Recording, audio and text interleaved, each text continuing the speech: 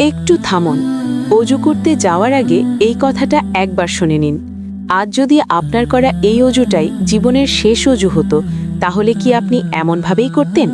আমরা ভাবি অজু মানে শুধু পানি ঢালা, কিন্তু না।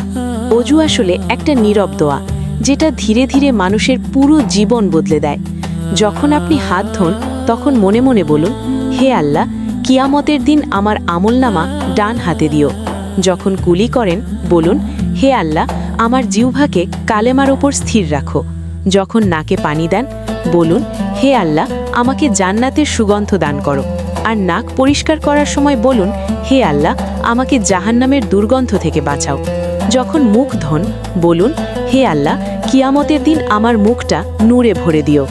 ডান হাত ধোয়ার সময় বলুন, হে আল্লাহ, আমাকে নেক বান্দাদের দলে রাখো।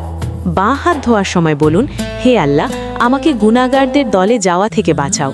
যখন মাথা মাসাহ করেন, বলুন, হে আল্লাহ, আমাকে জাহান্নাম থেকে মুক্তি দাও। আর পা ধোয়ার সময় বলুন, হে আল্লাহ, আমার পাকে সোজা পথে স্থির রাখো।